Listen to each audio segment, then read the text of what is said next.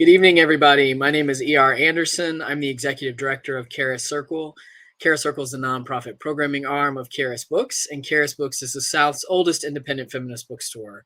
We're really honored to be gathered with all of you tonight and with our friends from the Auburn Avenue Research Library on African American culture and history to celebrate Conversations with Angela Davis, a book edited and collected by Dr.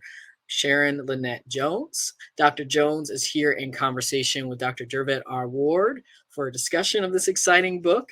It features 17 interviews ranging from the 1970s to the present day and chronicles Davis's life and her involvement with and influence on important and significant historical and cultural events.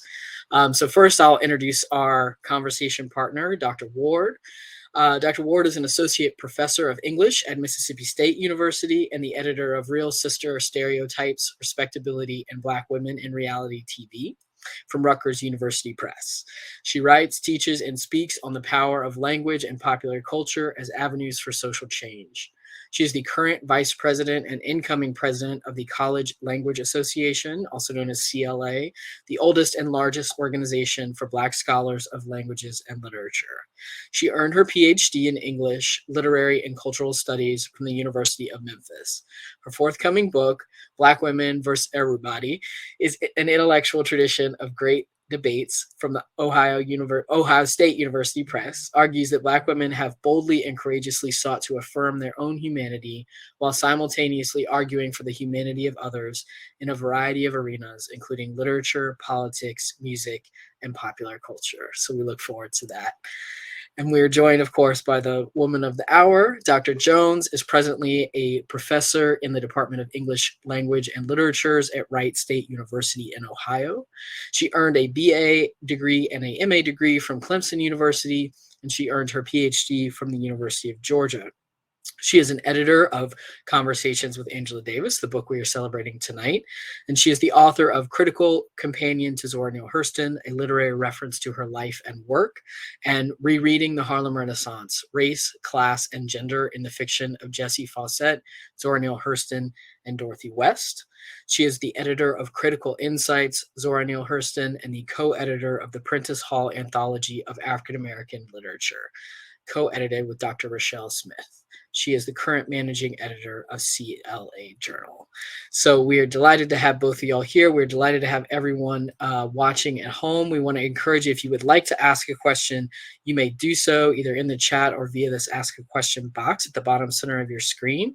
And you'll also notice that Morris Gardner from the library is going to be dropping extra references and things, so pay attention to that, but also just pay attention to our conversation and know that those references will stay up. So welcome to both of you. Thank you so much for being here to celebrate this book. Can't wait to get started.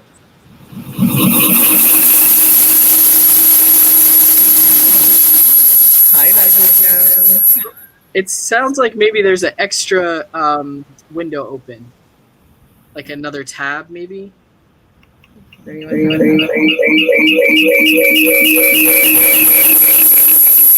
I think it's on your, Dr. Jones. Just make sure that you have all your tabs besides this one closed. Okay.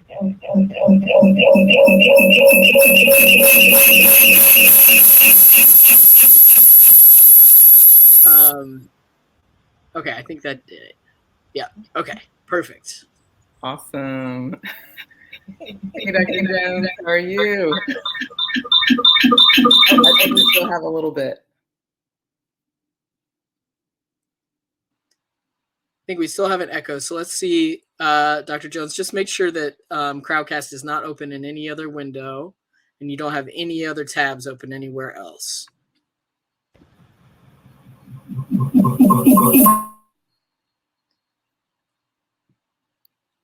Sorry, folks. This happens. Let's see. We've been talking in the green room for half an hour with no trouble. I know. We did a whole test and we were good. Okay. Let's see. Okay.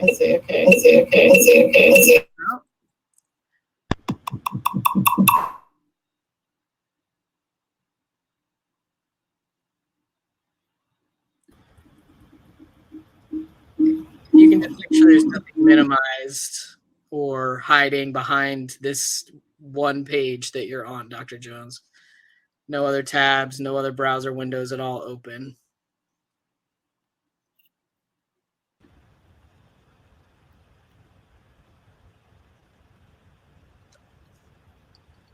This is the joy of, when we gather together in person. It's like the train goes by, cars honk.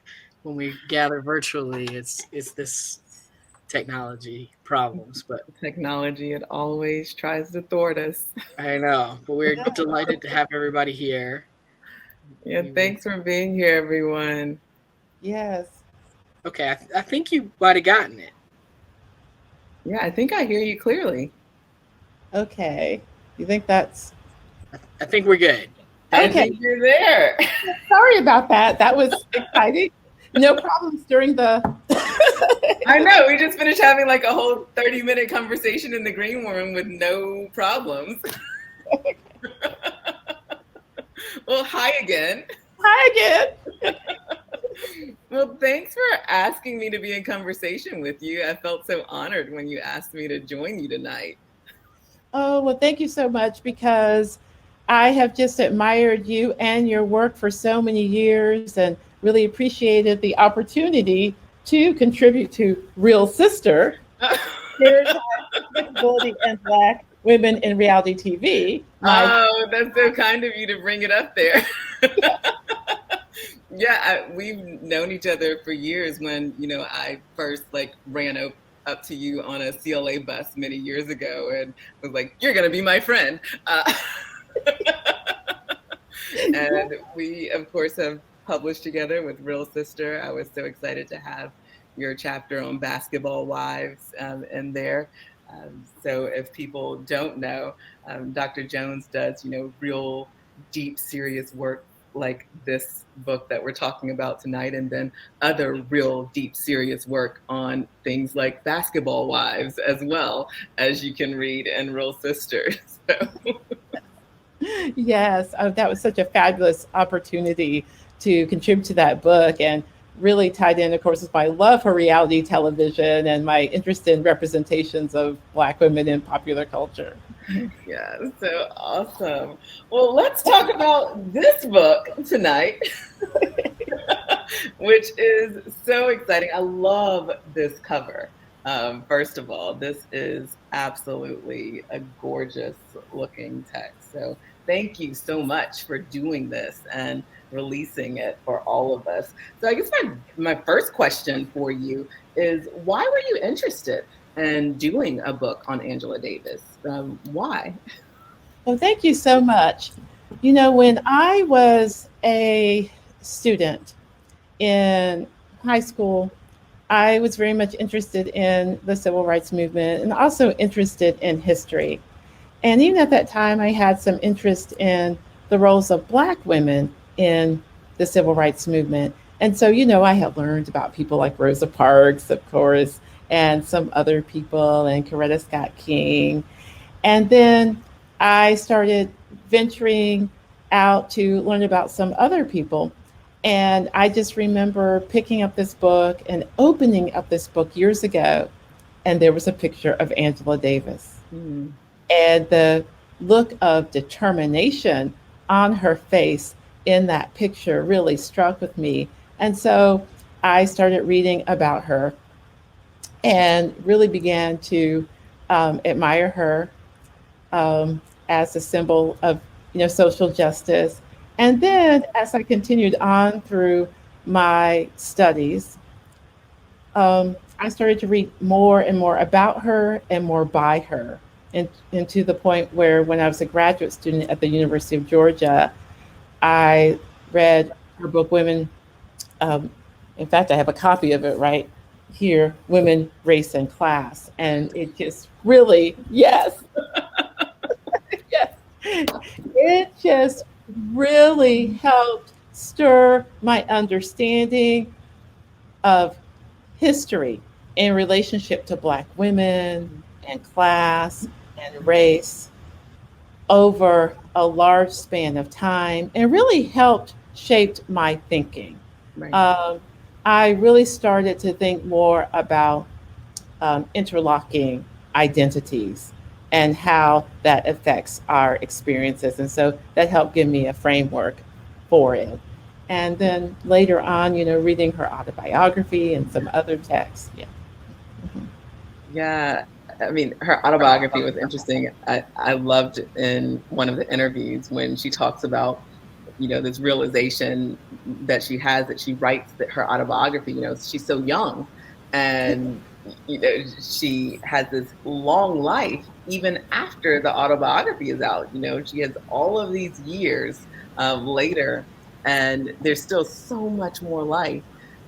She just has such a fascinating existence all the way around. And you did such an interesting job of pulling together all of these different interviews from such a wide period of her life. And that was one of the things that I was interested in, was this idea of interviews. So why a selection of interviews? Like, why did you choose to do a book that was a selection of interviews with her? So I'm so glad that you asked that question. I had been, this was several years ago, but I received an inquiry Okay. from University Press of Mississippi. I was presenting a paper at the MLA convention and received an email inquiry asking if the paper was part of a book project. And that paper that I was presenting on wasn't necessarily part of a book project. But of course, I had a lot of other book projects in my mind, and so I kept the sort of dialogue together. And, University Press of Mississippi has this whole conversations series of interviews.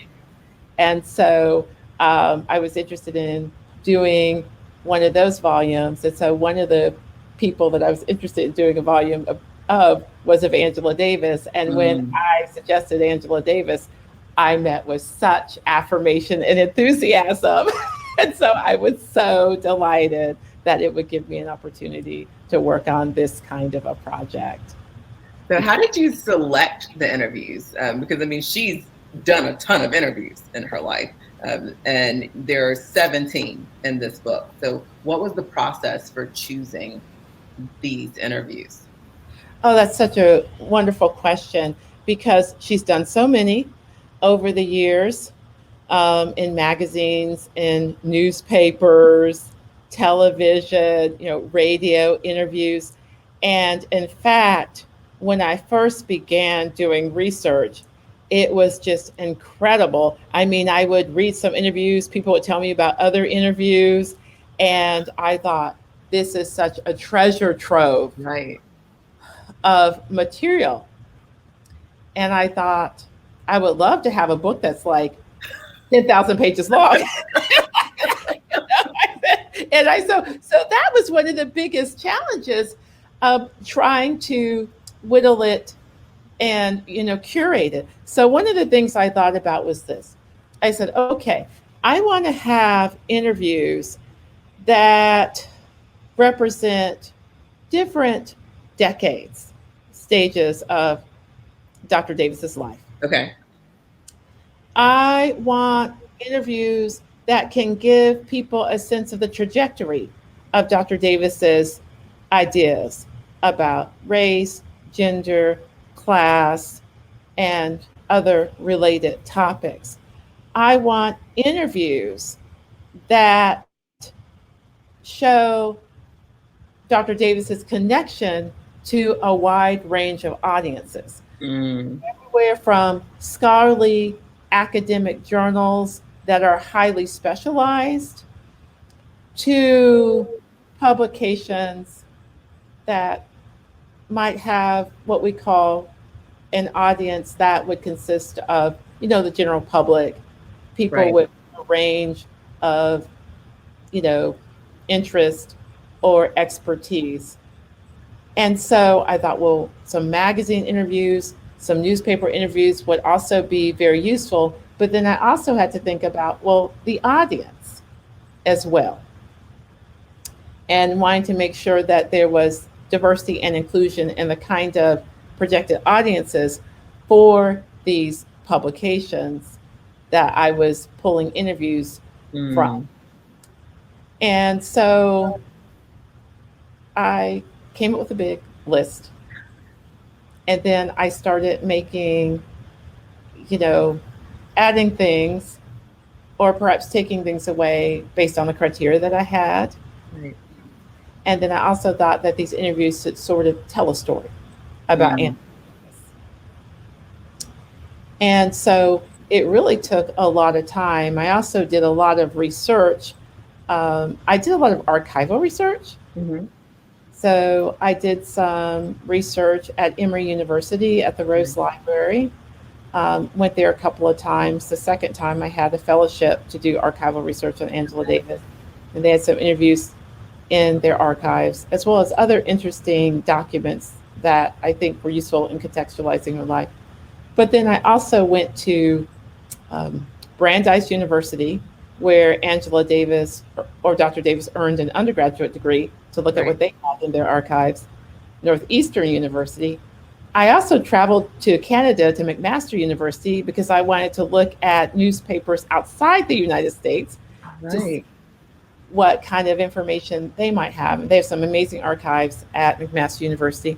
And then Dr. Davis also went to University of California, San Diego, and had an opportunity to give a talk on Dr. Davis there. And while I was there, it was arranged for me to do archival research on Angela Davis there. So I got to see some archival materials there. And of course, this was before, well, I was interested in trying to go to Harvard because they acquired more than 150, there's more than 150 boxes of Angela Davis archival material acquired for the Schlesinger at Harvard. Wow. I tried to access those. At the time, I don't think they had finished cataloging them. So, but I see Dr. Davis speak in a variety of places. So I sort of, had all this material, tried to think about, audience, social historical context, the topics that Dr. Davis was addressing. And then also, you get all these interviews, but then you also have to consider things like copyright permissions and reprint permissions and things like that, And so it's actually a lot of research to even find out who holds the copyright permissions. That's true. Mm-hmm, mm-hmm, mm-hmm, mm-hmm. Yep, we know about that. Exactly. Exactly. Yeah. So that's interesting. So, we've done work together with interviews before. I mean, we've published an interview together before. We've discussed this, but why do you think it's important for readers to read interviews? Like, what's different? What's unique about an interview than, say, an essay or something else? Like, why an interview? Or 17 of them bound together in this case.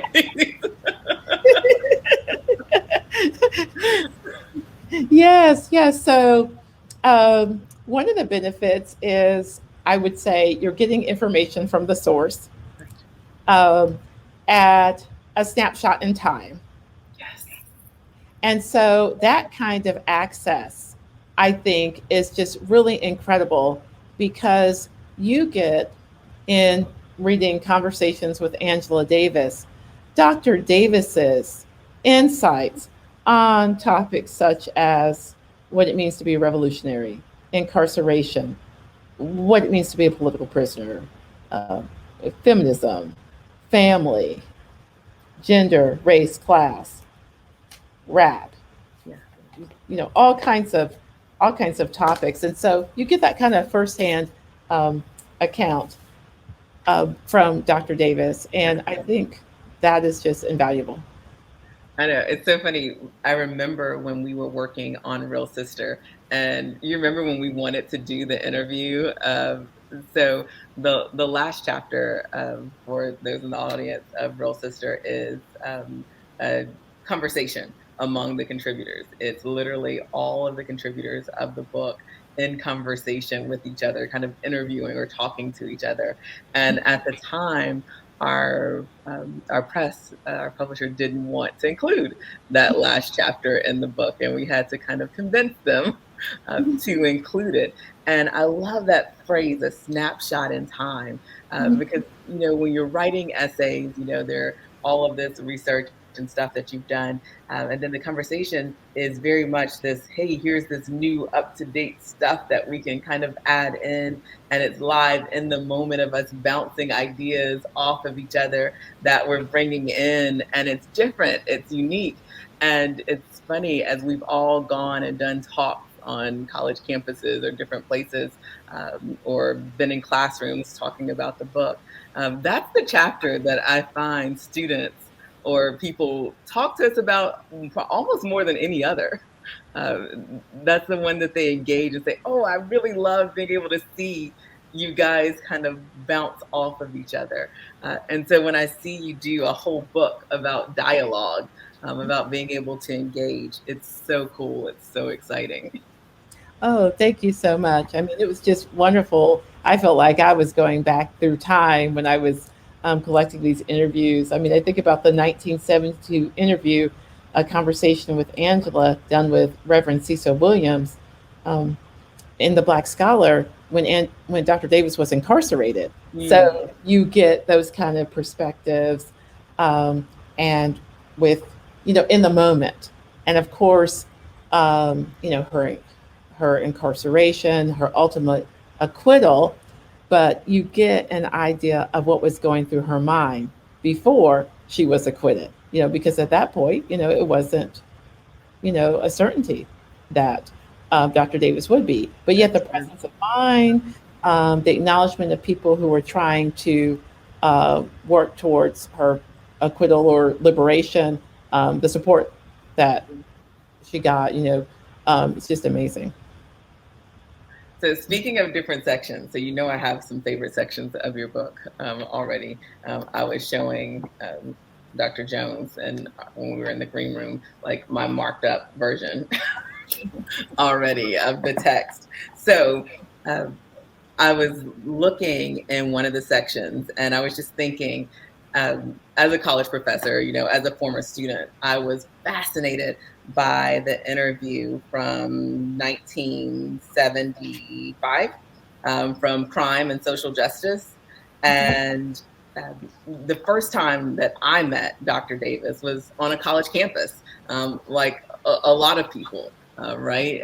One of my first times getting to talk to her and engage with her. And in the interview, she says, it's on page 26 if anybody has a copy of Dr. Jones's book already and wants to follow along, but it's at the bottom of page 26. And she says, and I'm reading from her interview, she says, I've spoken at literally scores of campuses over the last 2 years, and I've discovered that students turn out in incredibly large numbers throughout the country. Young people always want to know what they can do to help the struggle, how they can contribute to the movement against racism and repression. When we explain the existing economic crisis and the reasons why the crisis is irreversible, when we discuss what's happening on the world scene, the increasing isolation of the US government, and the increasing resistance by peoples of color against imperialism, and when we talk about the fact that socialism is the only real answer to existing problems, we find that students are really impressed and receptive. I'm not saying that we're going to have a widespread revolutionary student movement tomorrow, but I think that what has happened over the last couple of years has paved the way for this kind of receptivity. If student leaders and organizations can link the struggles of students with the fight against racism, unemployment, and other manifestations of the present crisis, then there is a possibility for an even greater and more sustained student movement than we have seen in the past. As a professor, as a former student, like those words, that moment, it reminded me of being back, hearing her as a student. Like, how did you feel like editing and working with those phrases? Like, what did you think about that thought? Because that's in the section on the prospects of organizing within the university. I was so struck and so inspired. in terms of this interview. And one of the reasons why I wanted this interview to be in the book is because I thought this will speak to and reverberate to so many people, on both sides of the podium in the past and in the present. And it started making me think also about, student activism in the past and interest, and the present, and activism among faculty in the past and faculty in the present. And I thought it's, Dr. Davis speaking to us across the decades, Mm-hmm. Yeah, I mean, because we think about her early days. I mean, people often, of course, think about her with like the Black Panthers. They think about her but she starts with, of course, with the Student Nonviolent Coordinating Committee, right? She starts with SNCC. Like that's where she starts a lot of her early activist work. And so the fact that these early parts of the book are thinking about organizing within the university. She's talking about the power of students and how students can, be revolutionaries and enact change. It's so timely in so many ways. I think about the things I talk about with my students, and when they ask, like, what can I do? What kind of change can I be a part of? She's talking about this, but then it's interesting. The very next section. Yes. The very next section, and the very next page, on page 27, she says, "I think that the universities are a very important instrument of repression for maintaining the existing capitalist society." And it's kind of like,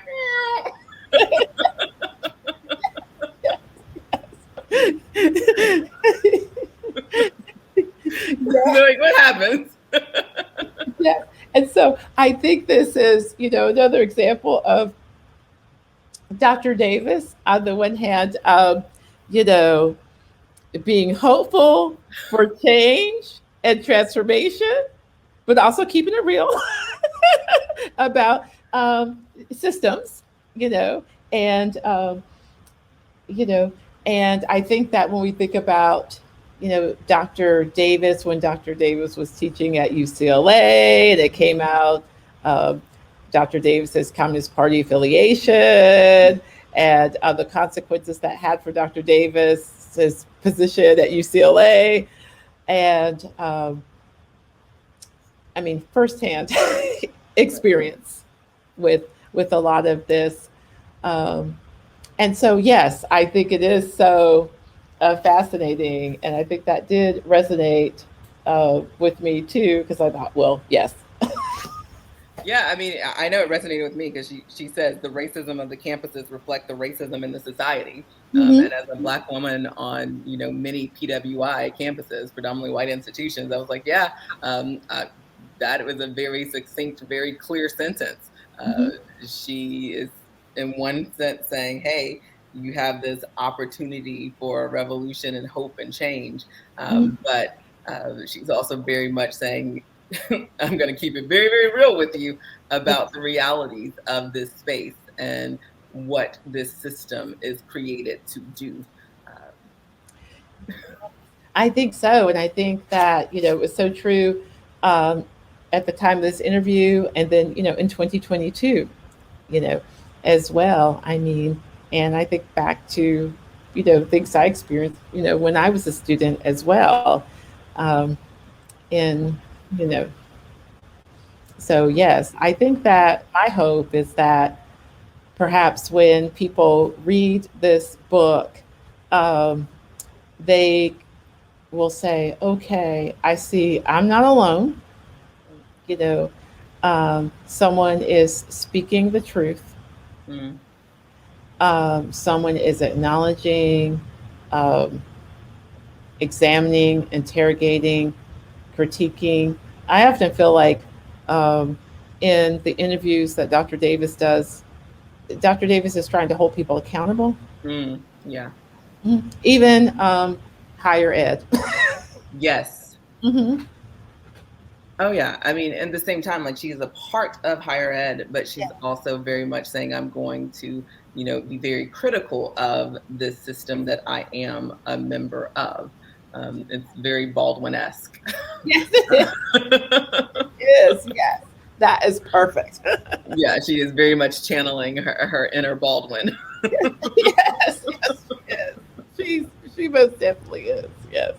Yes, at the same time. So I guess, what are some of the other topics addressed in the interviews that you think might interest readers? Like, I know what I was interested in. Like, I was interested in, things that she says about class. For example, on page 109 and its intersections with race, which of course would take us back, of course, to one of her most seminal texts. I was interested in what she says about female incarceration and prison abolition, which is similar to some of the things that she's saying on page 85, and goes to, of course, her long history of speaking out against the prison industrial complex and all of those different things.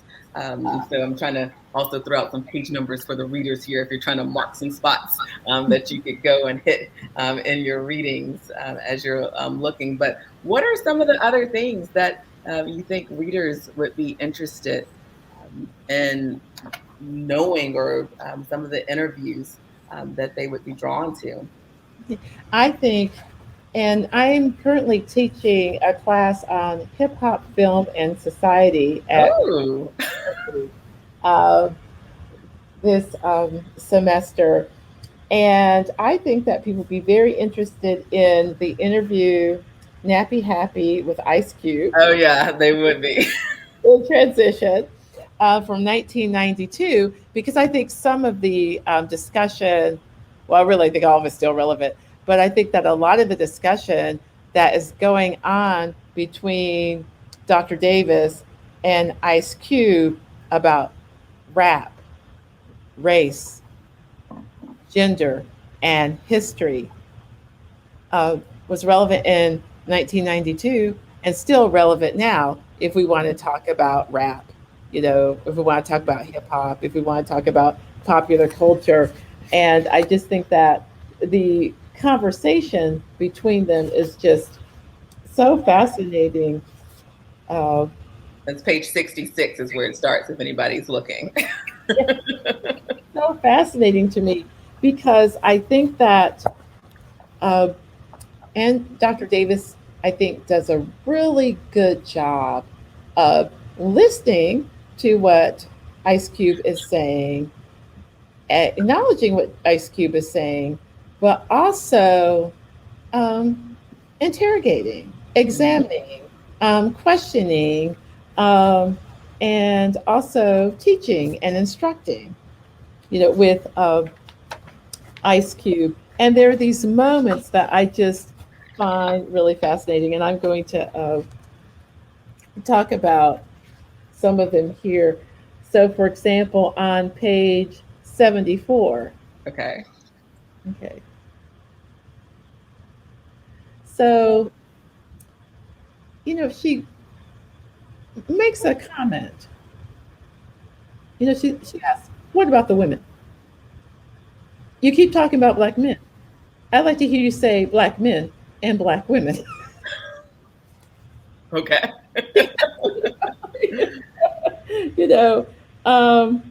And so I think that, she's trying to get him to have a more inclusive sensibility.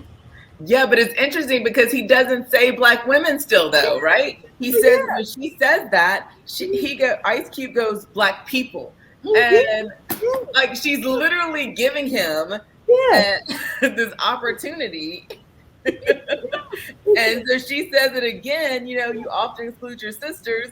And he still goes, the Black man is down. And she goes, the Black woman's down. And I'm just like, come on, man. Exactly. And she just keeps, she keeps talking and talking and talking, to him. And yes, because he wants to, sort of hold on.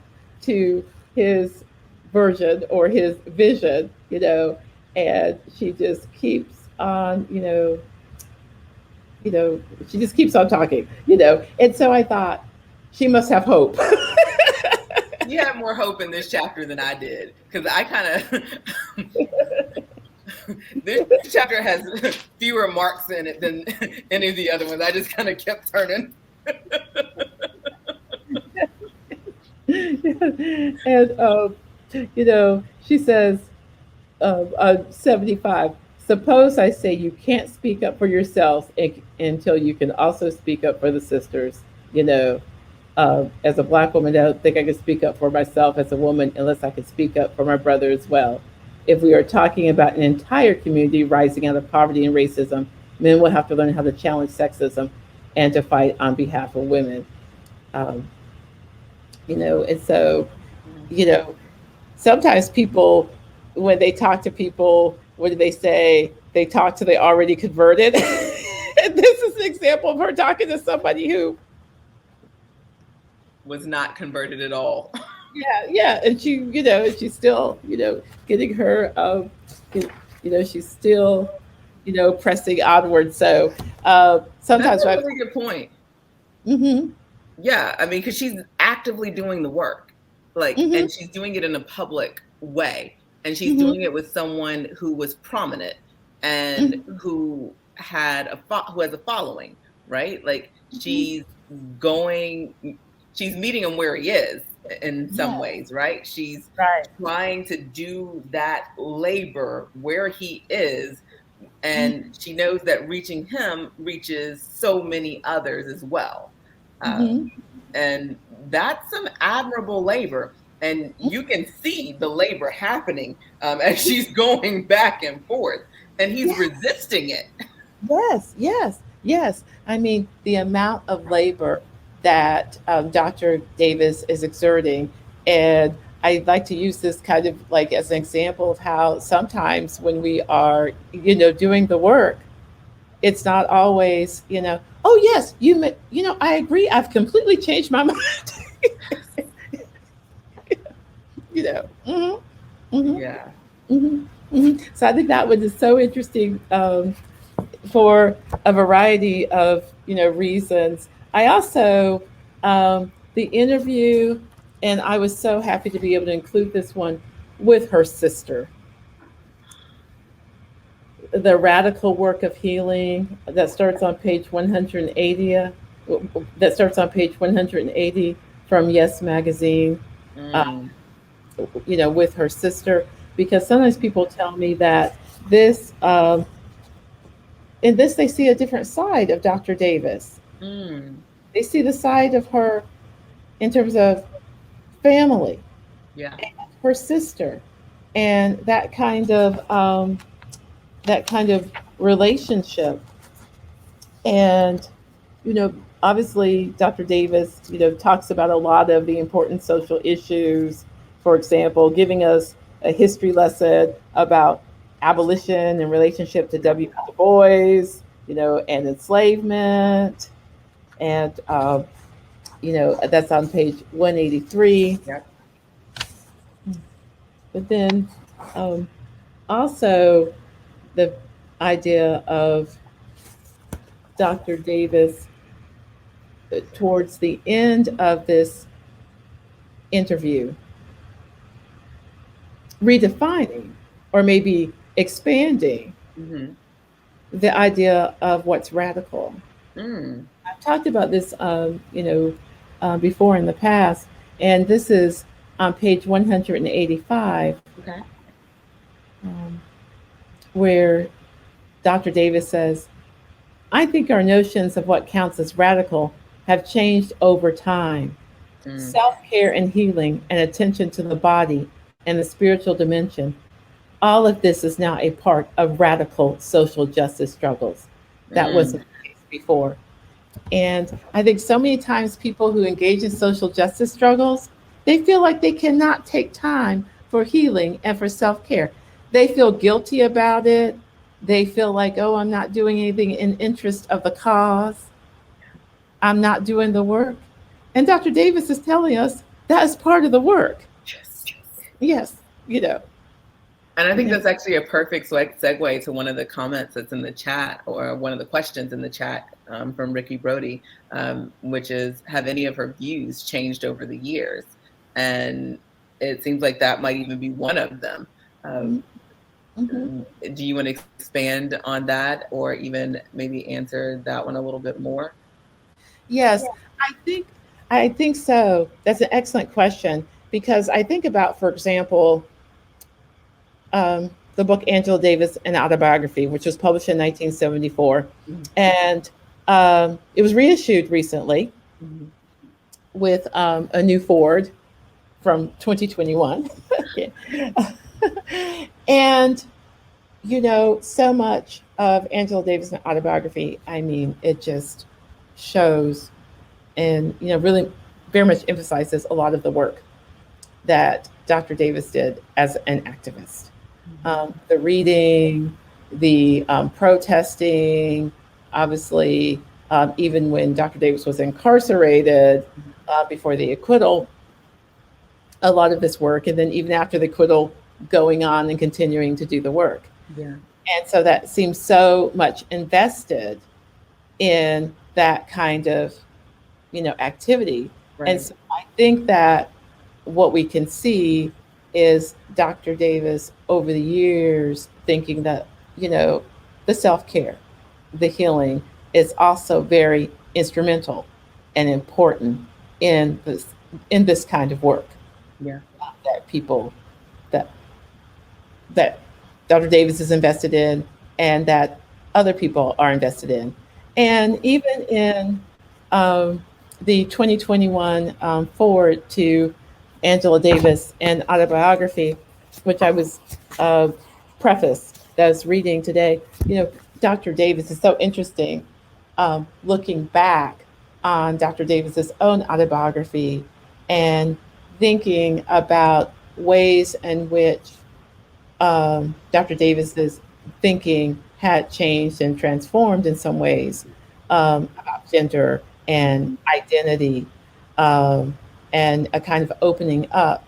And so I think it's really heartening to me that Dr. Davis also shows that you don't always have to maintain the same perspective or idea over time.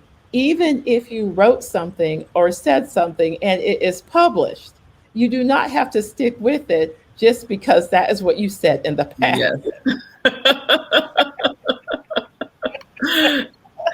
Absolutely. That is so true. You and I have even talked about that over the years, about even like writing responses to ourselves. Exactly. Of things that we've published or written. That is so. I think that's the mark of a scholar, or even of maturity, right? Of being able to grow and develop, and to reevaluate and to reconsider one's position and one's place inside of society. And I think that's incredibly important. So, yeah. It is. Well, I do want to remind people as we move into the last approximately 15 minutes of our time together that that we do have the spot for the Q&A, and I know that people are starting to use it a little bit. So please feel free to drop a question into the Ask a Question spot down there.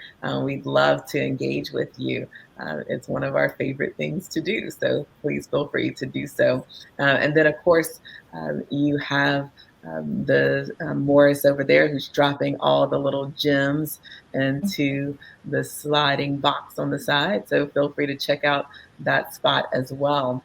So Sharon, Dr. Jones, we have another question there. Are there any current interviews which offer her views on Afro-pessimism? Oh, that is a really good question in terms of, you know, a lot of the more recent interviews that I've read with Dr. Davis, a lot of the ones that I had been focusing on dealt with Dr. Davis's ideas about Black Lives Matter or the prison industrial complex, the prison abolition movement, various politicians. He has thoughts on those?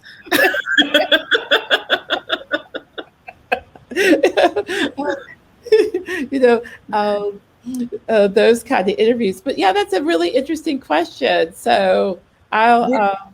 Because, you know, our last CLA, the College Language Association convention, was Afrofuturism, which also addressed Afro-pessimism.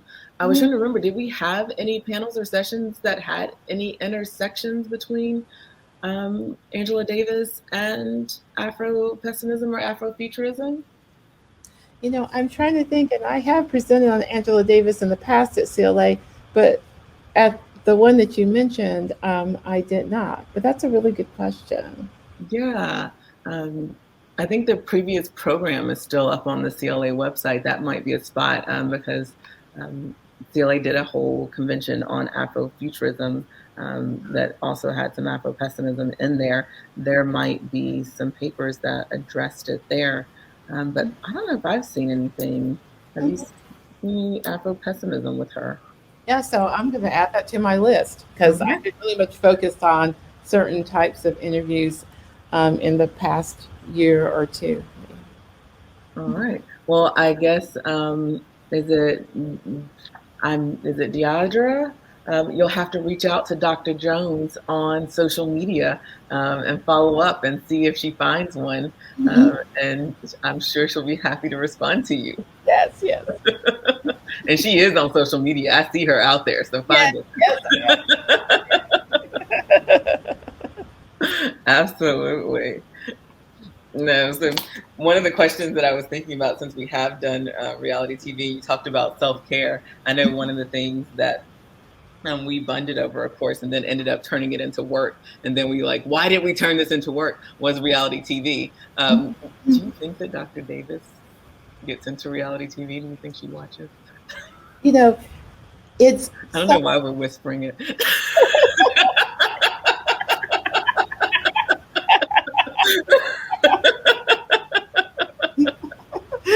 You know, is it her self-care? I know it's in mine. You should ask her next time. You should ask her. Don't tell her I said it. Davis, do you watch reality TV? What are your favorite shows? Yeah, I am so interested in, you know, television and film. And there are interviews and conversations with Angela Davis where Angela Davis is talking about, you know, film and also other aspects of pop culture. So in one of the interviews, for example, the one that was done with Livia Bloom Ingram that appeared in Filmmaker magazine, because I thought, you know, Dr. Davis has been featured in films. And so I was so excited when I came across this interview and with what Dr. Davis had to say about, in terms of film, about her life. You know, okay.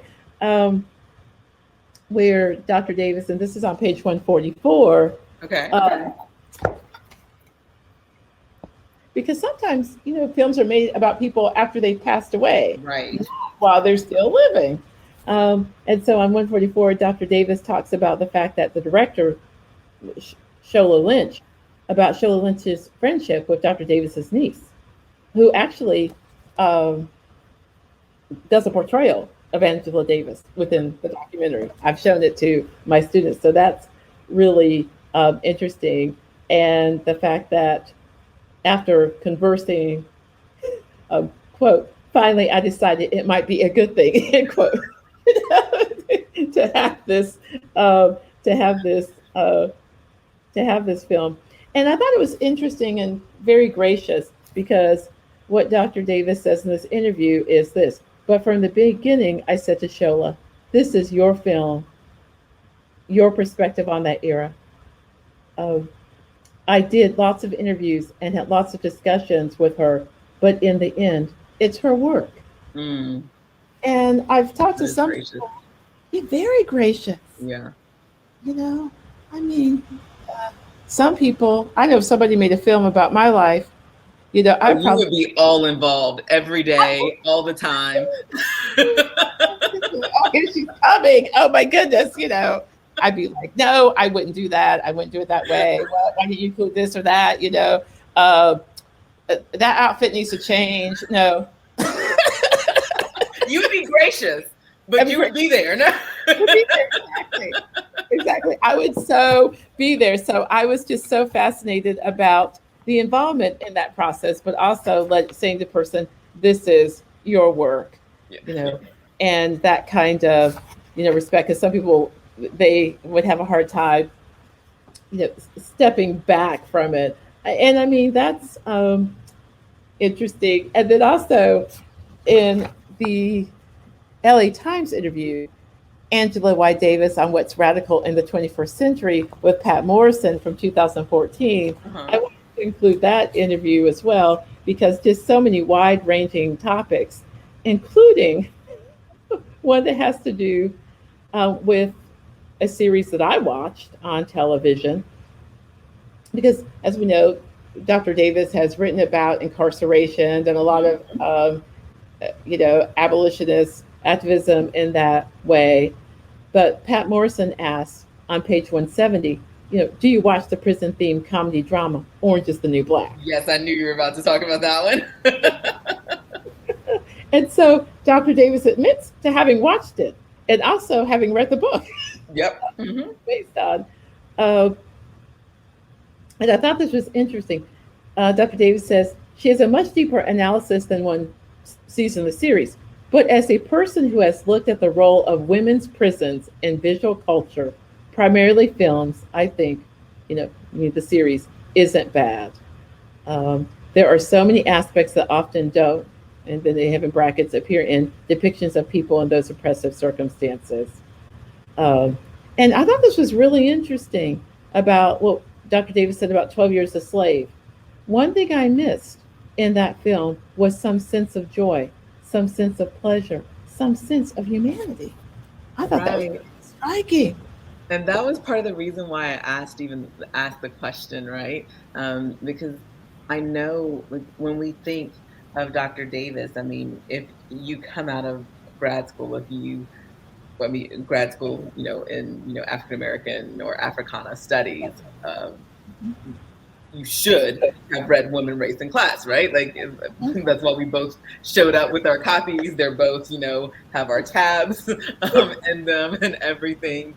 And when she's speaking in particular about women and even inside of, your book and talking about women inside of the prison system, it's a very heavy thing, right? She's talking about how the percentage of mothers who are incarcerated, the percentage of women of color, of Black women who were incarcerated. Yet she takes a moment to talk about joy, about pleasure, about humanity.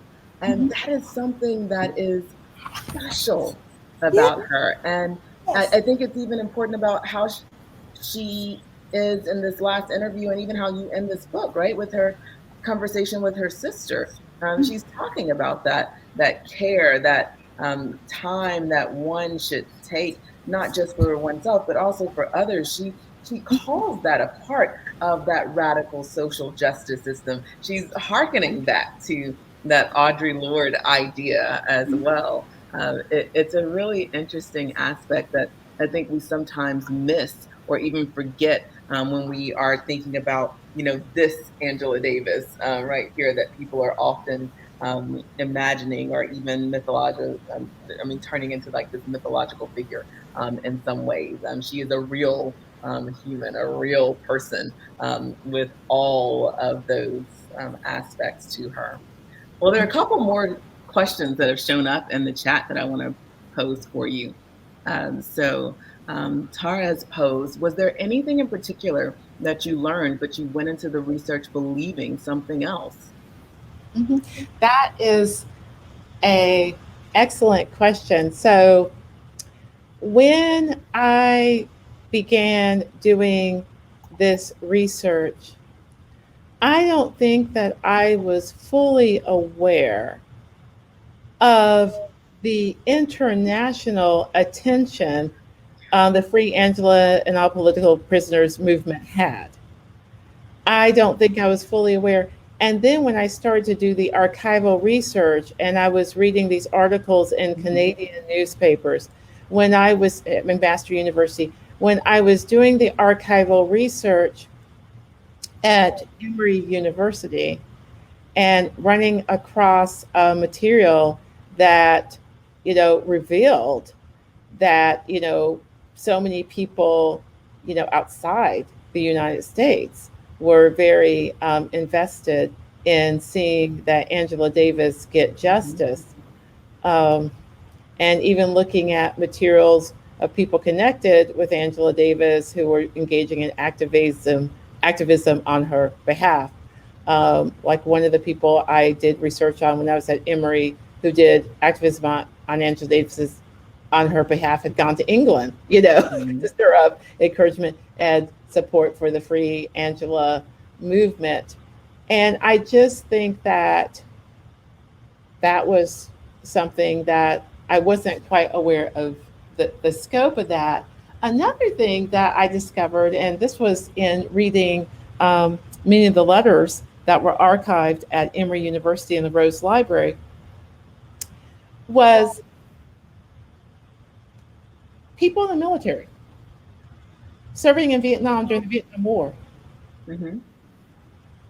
sending letters of support to Angela.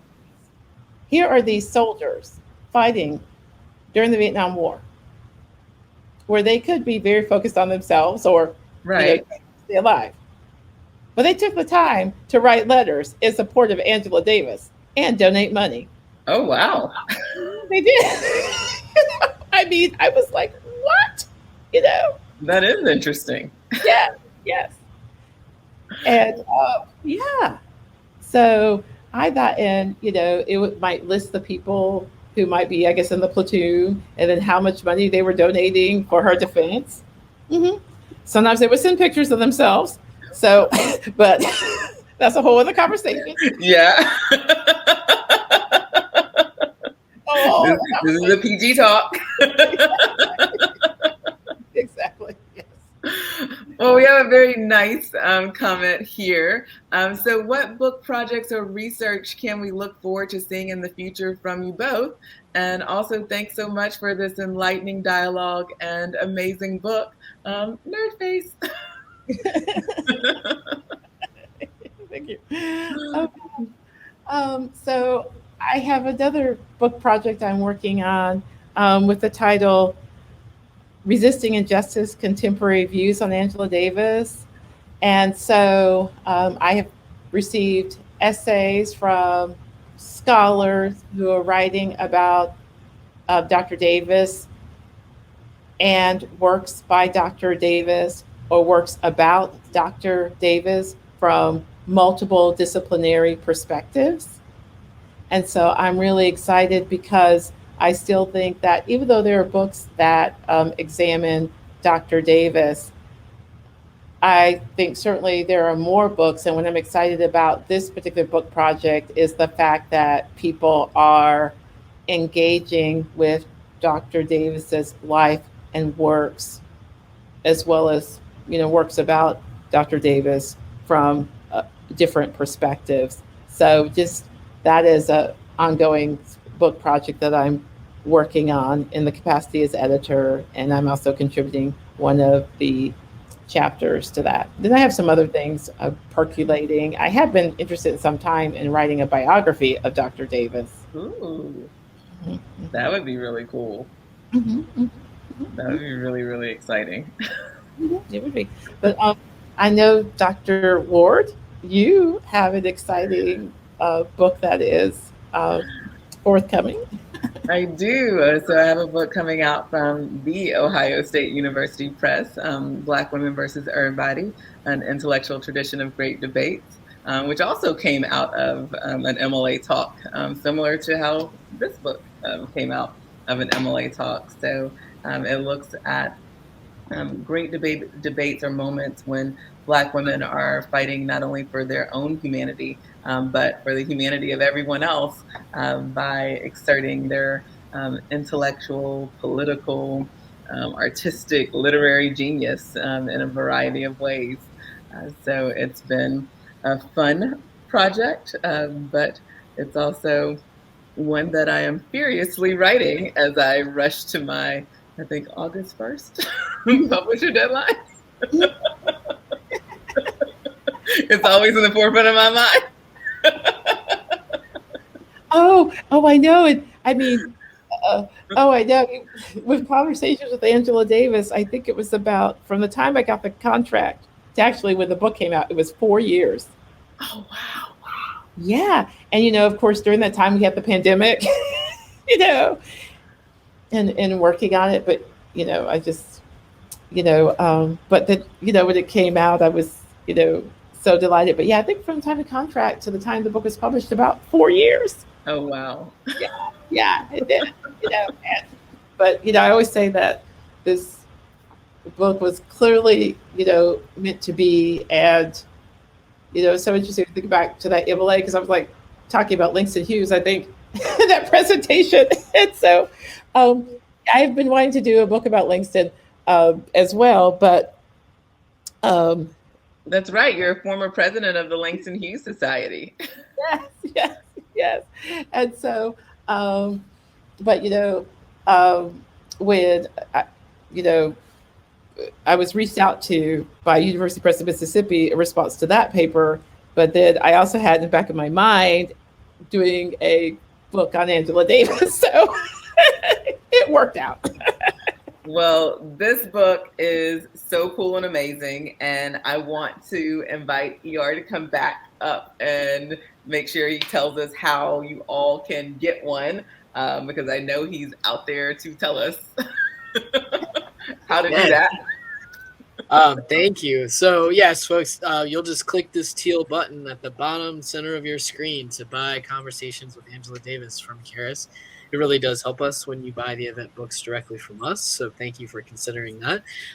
This also makes a great book to donate to your local library, even your child's high school library. We would love to get it more in the hands of the people. So consider that. And thank you, of course, to the Auburn Avenue Research Library for all of the wonderful resources that Morris Gardner has put in here tonight. Dr. Ward, when you finish your book, I hope we can host you for that one. That sounds great. So I would be happy to. Let's stay in touch. That would be fun. Maybe we can have a redo of this dynamic duo. So thank you both so much for this important contribution and this important conversation. Really grateful that we got to host you. And I'll be adding this to our Charis YouTube channel in a couple of days. And so folks can also access this talk there. For if y'all know folks who missed it and wanted to be here tonight, they can find it for free on YouTube. So thank you both so much. Please stay safe and well. And until next time, take care. Thank you. Thank you, everyone. Good night. Thank you.